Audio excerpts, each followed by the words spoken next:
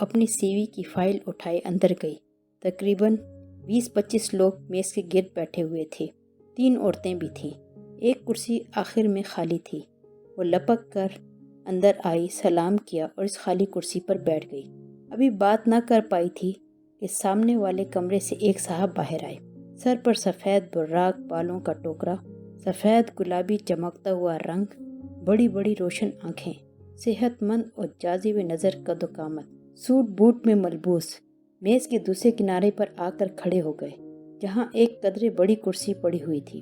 السلام علیکم کہا اور گھڑی دیکھی، پھر کہا میں چاہتا تھا سب مہمان پہنچ جائیں پھر اندر آؤں۔ 5 منٹ کی تاخیر ہوئی، معافی چاہتا ہوں۔ یہ کہتے ہوئے انہوں نے تسبیحہ کی طرف دیکھا۔ تسبیحہ نے شرمندگی سے گردن جھکائی۔ 5 منٹ لیٹ وہ ہو گئی تھی۔ وہ ہمیشہ سے وقت کی پابند تھی۔ میرا نام عطار قادری ہے، پہلے آپ سب سے تعارف ہو جائے پھر اگلی بات کریں گے۔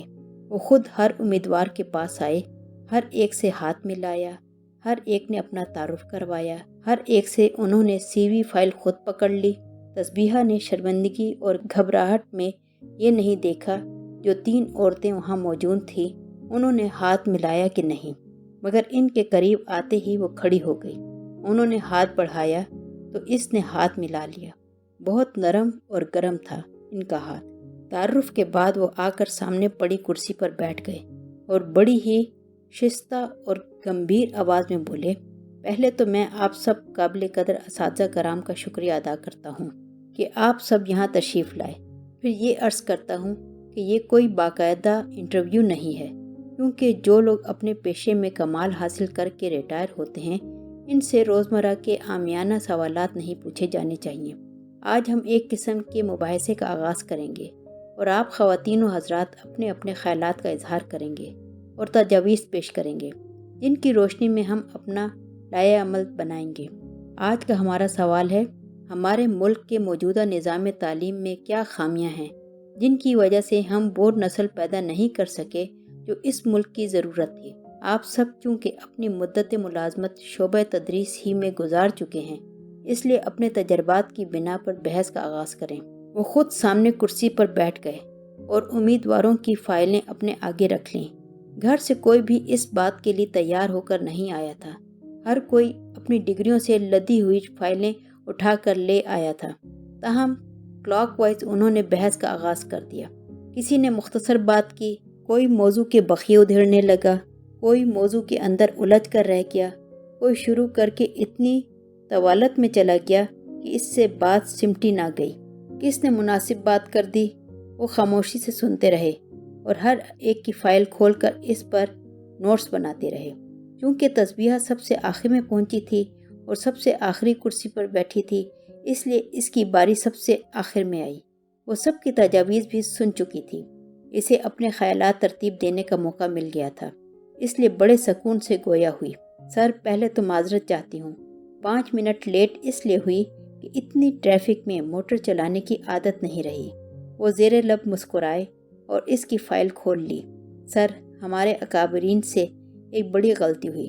پہلی بات یوں شروع کروں گی کہ پاکستان بننے کے فوراً بعد انہیں ایک مربوط نصاب تعلیم ترتیب دینا چاہیے تھا جو پاکستان کے سارے صوبوں کے لیے یکساں ہوتا، کم از کم میٹرک تک نصاب تعلیم ایک جیسا ہوتا، لیکن انگریزی پہلی جماعت سے پڑھائی جاتی تاکہ جن بچوں نے سائنس یا میڈیکل کی تعلیم حاصل کرنی ہے ان کے لیے آسانی ہو جاتی۔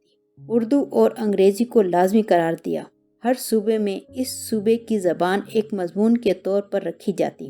دوسری بات سر، نظام تعلیم، نصاب تعلیم اور ذریعہ تعلیم پر مستقل کام نہ ہونے کی وجہ سے پاکستان کے اندر طبقاتی نظام کا رواج زور پکڑنے لگا۔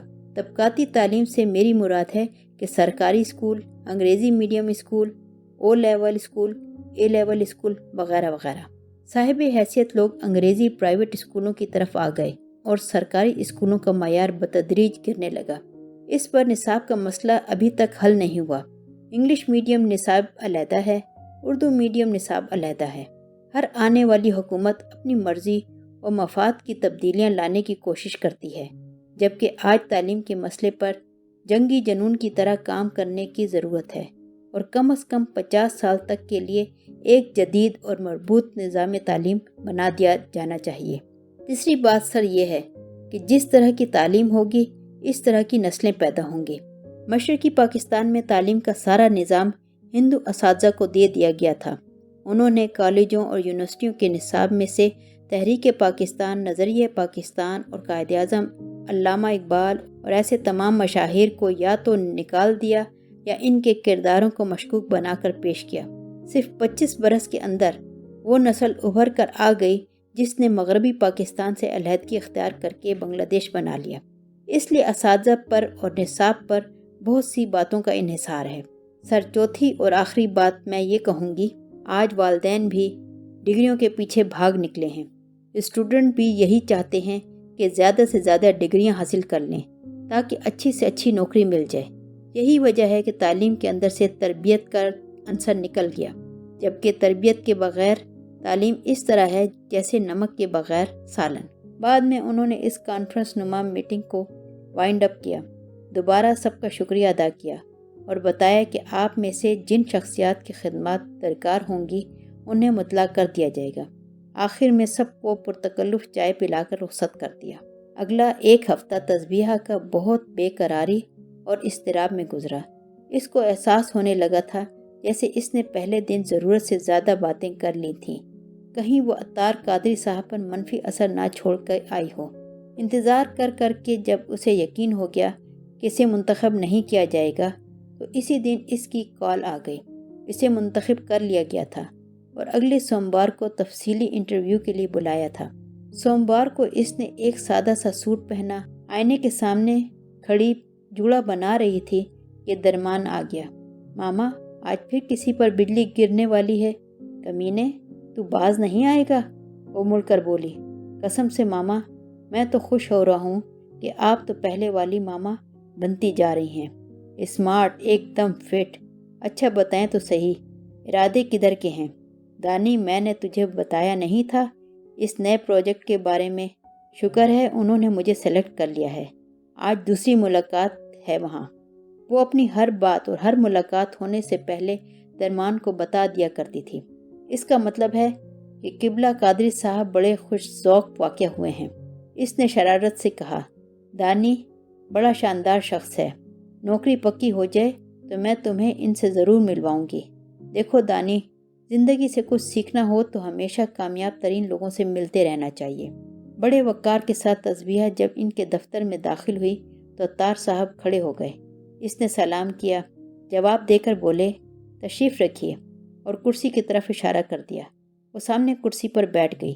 مسز تسبیحہ ربانی؟ انہوں نے سوالیہ انداز میں کہا، یا مس تسبیحہ ربانی؟ سر، اس عمر میں مجھے کوئی فرق نہیں پڑتا، آپ مس کہیں یا مسز۔ بڑے سلیقے سے وہ جواب ٹال گئی۔ اس روز کی میٹنگ پر 5 خواتین اور 20 حضرات شامل تھے۔ شاید آپ کے علم میں ہو، وہ کہنے لگے، مگر حیرت کی بات یہ ہے کہ ان میں سے صرف 2 کو منتخب کر سکا۔ 2 مرد حضرات کا انٹرویو آپ سے پہلے کر چکا ہوں اور تیسری آپ ہیں۔ جی، یہ میری خوش نصیبی ہے، وہ بولی۔ پتہ نہیں یہ خوش نصیبی آپ کی ہے یا میری، تاہم مقصد کے حصول کے لیے یہ خوش آئند بات ہے۔ اس روز آپ کی حقیقت پسندانہ خیالات نے مجھے بہت متاثر کیا تھا۔ میں سمجھ گیا آپ نے صرف پڑھایا ہی نہیں بلکہ صورتحال پر غور بھی بہت کیا ہے۔ میں نے آپ کی سی وی کا تفصیلی مطالعہ کیا ہے۔ وہ خاموش ہو گئے۔ جی سر، وہ بے چین ہو گئی۔ آپ نے آکسفورڈ سے بھی ڈگری لی ہے اور وہاں پڑھایا بھی ہے؟ جی سر۔ اس کا مطلب ہے آپ دوسری یونیورسٹیوں سے کسی بھی پاکستانی یونیورسٹی کا موازنہ کر سکتی ہیں اور نصاب بھی ترتیب دے سکتی ہیں؟ سر، میں پچھلے 5 سالوں میں پاکستان کے اندر یہی کام کرتی رہی ہوں۔ اب میں اصل موضوع کی طرف آتا ہوں۔ میں پاکستان کے متوسط طبقے میں پیدا ہوا تھا۔ ہائر ایجوکیشن کے بعد مجھے بھی ہارورڈ یونیورسٹی میں جانے کا شوق جڑایا۔ مجھے وہاں آسانی سے داخلہ مل گیا۔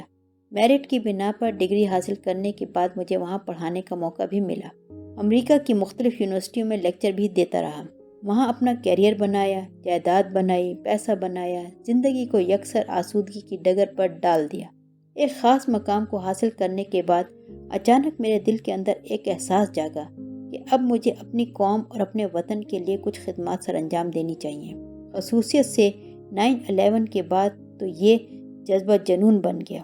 میرے ذہن میں سوچ بچار کے بعد ایک منصوبہ بننے لگا کہ مجھے مسلمان لڑکوں اور لڑکیوں کے لیے ہارورڈ یونیورسٹی کی طرز کی ایک یونیورسٹی بنانی چاہیے، جس میں دنیا بھر کے تمام علوم و فنون رکھے جائیں گے، مگر کردار سازی اور خود آگہی کا نصاب ایک خاص طرز پر رکھا جائے گا۔ آپ کی اس روز کی تجویز بالکل میرے خیالات کی عکاسی کر رہی تھی کہ تعلیم میں تربیت کا عنصر بہت ضروری ہے۔ میں مغربی تہذیب اور تعلیم کا مخالف نہیں ہوں۔ میں نے دانستہ اپنی یونیورسٹی ہارورڈ یونیورسٹی کے شہر بوسٹن کے اندر بنائی ہے۔ اس کا نام ہے پاک الفلاح انٹرنیشنل یونیورسٹی۔ بوسٹن میں اس یونیورسٹی نے کام شروع کر دیا ہے۔ اس میں دنیا کی ہر قومیت کے اسٹوڈنٹ داخلہ لے سکیں گے، مگر اس کا خصوصی فوکس عالم اسلام کی نئی نسلوں پر ہوگا۔ مس ربانی، معاف کیجیے، میری بات کچھ طویل ہو گئی اور اب میں اسے وائنڈ اپ کرتا ہوں۔ سر دست میں نے امریکہ میں یہ یونیورسٹی کھول دی ہے۔ اس کی ایک شاخ پاکستان میں کھولنے کے لیے آیا ہوں۔ بعد ازاں اس یونیورسٹی کی شاخیں ہر اس مسلم ملک میں کھول دی جائیں گی جہاں جہاں ہمیں اجازت ملتی جائے گی۔ یہ اور بھی اچھی بات ہوگی سر، بلکہ یہ 21ویں صدی کا کارنامہ ہوگا۔ تسبیحہ بولی، فی الحال یہاں یہ بلڈنگ کرائے پر لے کر میں یونیورسٹی کا افتتاح کر چکا ہوں۔ اسٹوڈنٹ کے داخلے کا کام مکمل ہوتے ہی آپ تینوں اس میں کام کرنا شروع کر دیں گے۔ آپ کل آ کر جوائن کر لیں۔ آپ کو پاک الفلاح انٹرنیشنل یونیورسٹی کا بوسٹر والا نصاب اور طریقہ کار مل جائے گا۔ انہی خطوط پر آپ لوگ یہاں کام کریں گے اور 3 مہینے کے اندر مجھے ایک نصاب ترتیب دے کر دیں گے۔ جی سر، تسبیحہ نے ادب سے کہا۔ میں نے صرف 3 لوگ منتخب کیے ہیں، کیونکہ باصلاحیت اور محنتی ٹیم میں ایک آدمی بھی ہو تو وہ 10 آدمیوں کے برابر کام کر سکتا ہے۔ اس کے لیے ہجوم اکٹھا کرنے کی ضرورت نہیں ہوتی۔ ٹھیک ہے سر، ایک بات رہ گئی۔ وہ کیا سر؟ وہ یہ کہ میں آپ کو فی الحال $4000 ماہانہ تنخواہ دوں گا۔ تنخواہ ڈالروں میں ہی ملا کریں گی۔ سر، وہ گھبرا کر رک گئی۔ میں کیا کہوں اب؟ کیا آپ کو اتنی تنخواہ منظور نہیں؟ جی نہیں، جی میرا مطلب یہ نہیں تھا سر۔ جو کام آپ کرنے جا رہے ہیں اس میں تو سر میں بغیر تنخواہ کے بھی کام کرنے پر آمادہ ہو جاؤں گی۔ آخر ہم لوگ یعنی استاد طبقہ ملک و ملت کے لیے آگے نہیں آئیں گے تو پھر کون آئے گا؟ یہ ہوا نا جذبہ؟ وہ مسکرائے۔ اس جذبے کی مجھے بہت تلاش تھی۔ ایک بات اور بھی ہے، میں آپ تینوں کو گاہے بگاہے اپنی انٹرنیشنل یونیورسٹی میں بلاتا رہوں گا تاکہ آپ کے کام کرنے کے انداز میں یکجہتی اور یکسانیت ہو۔ اس کا مطلب ہے آپ یہاں نہیں رہیں گے سر؟ یہ کہہ کر وہ ایک دم گھبرا گئی۔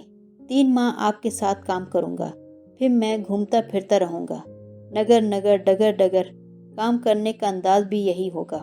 گھبرائیں نہیں، میرا ہر قسم کا تعاون ہر حال میں میرے اسٹاف کو حاصل رہے گا۔ ظاہر ہے ہم بھی آپ کی رہنمائی میں کام کرنا چاہیں گے، وہ بولی۔ مس ربانی، آپ ملک سے باہر کتنی یونیورسٹی میں ملازمت کر سکتی ہیں؟ سر، میں نے سی وی میں لکھا ہے، عرصہ پہلے آکسفورڈ گئی تھی، بس وہیں سروس کرنے کا موقع ملا تھا۔ کس سن میں آپ وہاں تھیں؟ ذرا دیکھیں۔ وہ اس کی فائل کے صفحات الٹ کر دیکھنے لگے۔ وہ بھی جلدی جلدی زبانی ان دنوں کی تفصیل بتانے لگی۔ انہی دنوں وہاں تیسری دنیا کے مسائل کے بارے میں ایک سیمینار ہوا تھا، جس میں نے ایک مقالہ تعلیم کے بارے میں پڑھا تھا۔ بین الاقوامی سطح پر اس کو بہت رسپانس اور کوریج ملی تھی۔ ارے، وہ آنکھیں بند کر کے سوچتے ہوئے بولے، اس سیمینار میں تو میں بھی بطور خاص گیا تھا۔ میں نے بھی ایک سیشن میں پیپر پڑھا تھا۔ ہاں، اس کے چہرے کو غور سے دیکھتے ہوئے بولے، آپ، او خدا، اچھا تو وہ آپ تھیں۔ ایسا لگتا ہے زمانہ بیت گیا۔ جبھی تو میں نے جب آپ کو یہاں پہلے دن دیکھا تو بار بار یہ احساس ہو رہا تھا کہ آپ کو پہلے بھی کہیں دیکھا ہے۔ ہاں، اب رفتہ رفتہ یاد آ رہا ہے۔ اس سیمینار میں آپ کی بہت واہ واہ ہوئی تھی۔ مجمع آپ کے گرد تھا۔ آپ کو تو شاید یاد بھی نہ ہو، میں اپنی بیوی ربیکا کے ساتھ آپ کے پاس آیا تھا اور آپ کے مقالے کی تعریف بھی کی تھی۔ خیر، یہ بات یاد رکھنے کے قابل کہاں تھی، سو خوشی ہوئی کہ ایک قابل قدر ہستی کو میں نے تلاش کر لیا۔ تسبیحہ جست لگا کر پیچھے چلی گئی۔ और इसने जहन की कोठरी में रखा हुआ लम्हा ढूंढ निकाला। अब यूनानी देवताओं जैसा एक शख्स अपनी खूबसूरत बीवी के हमरा इसे मुबारकबाद देने आया था। वो रश्क का घूंट भर के बस इसे देखती रह गई थी। वो शख्स उम्र की कितनी मंजिलें फलांग चुका था, खुद वो भी। अभी वो इस गुमशुदा लम्हे को समेट कर सोच रही थी कि इसे किस तरह अल्फाज में ढाले या अनकहा छोड़ दे। जिंदगी में बहुत से लम्हे अनकहे गुजरते हैं, मगर वो जहन की बर्फानी सतहों पर कहीं जाकर ठिठर जाते हैं, कुरेदो तब निकल आते हैं। अभी वो जहन की सीढ़ियाँ फलांग रही थी कि वो खड़े हो गए। आज बहुत बातें हो गई, चलिए मैं आपको आपका नया कैंपस दिखा देता हूँ। एक ताबेदार शागिर्द की तरह वो इनके पीछे पीछे चलने लगी।